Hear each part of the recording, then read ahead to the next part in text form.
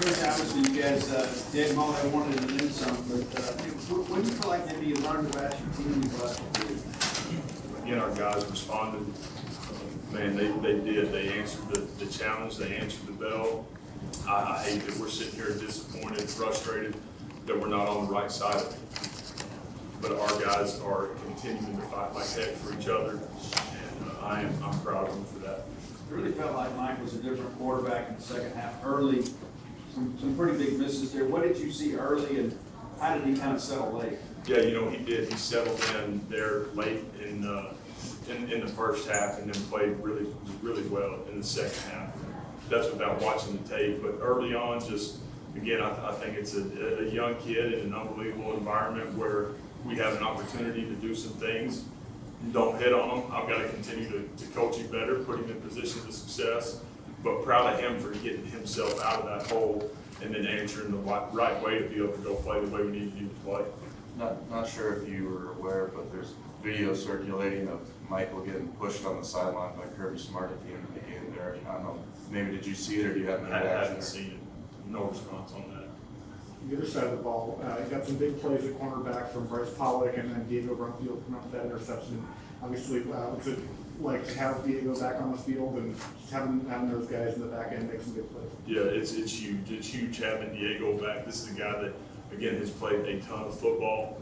We couldn't have been more excited about him, and for this to be the first time he actually gets action. It's been a long time coming, but proud of who he's been. Man, he stayed the course and then takes advantage of opportunity today. Coach, how have you been able to keep the kids kind of bought in? Because it seems like week after week they just keep getting better. I know it's not the results you wanted, but the improvement is apparent. Yeah, I mean, for us, it's being incredibly consistent to who we are. We don't need to be anybody else. We're not trying to be anybody else. We don't want to compare ourselves to anybody else. We want to be exactly who we're supposed to be. And for us, just every single day, our process, waking up, both feet on the floor and being the best I can possibly be. And at some point, that's going to pay off for us, hopefully sooner than later. Does it feel like you saw kind of enough in the second half, enough good things that maybe there's things you can build off of that? Again, there's going to be plenty to build off of. There's also going to be plenty to say, man, we have opportunities to go take it. We got to go take it. We've got to find a way to make the plays. This today was early in the game. All the 3 and outs early offensively, to me, was really the difference. And so for us to be able to stay on the field, be better on third down, make the layups offensively, that is going to be huge for us. And if we'll do that, then we got a chance to be sitting here feeling a heck of a lot different. To come in as 34-point underdogs and then to lose by 10, what does that do for the confidence for this team? Yeah, again, it has nothing to do with that. For me, for us, no part of it. We got on the plane to come here to win a football game. So that sure wasn't our mindset getting on the plane yesterday. Johnny Daniels is getting a couple big runs for you today. What are you seeing for him? We talked about trust earlier in the year. How much do you trust him these days? Yeah, he's continuing to get better and better. Vaughn and Johnny, again, I think we've got us a solid 1-2 punch. Those guys will continue to come on for us and be huge for us down the stretch. You started Luke work out there at left tackle today, the offensive line against a very good defensive line, seemed to kind of win some battles, line of scrimmage.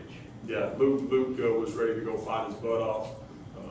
Mac actually was sick, been sick for the last 24 hours, so wasn't available.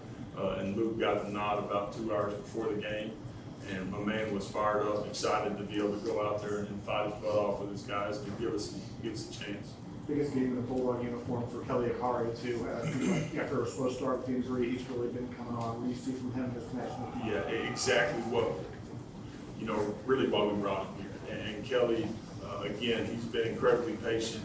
He's stayed the course in a great way, and proud of him for just continuing to be exactly who he's supposed to be, and look for him to have a big half the back end of the season. Mike's had to start 2 games, 2 of the biggest environments in all college football. And how important do you think when we get back home next week and maybe have people cheering for him rather than against him? Yeah, I think that'll be big. These last 2 weeks for Mike have been, man, they've been monumental for his growth. What he's having to go through over the last 2 weeks. Again, for him as a football player, can't imagine it being any tougher ever in his career. And so excited about what he's going to be able to get done for us. I know we're all looking forward to getting back to Davis Wade.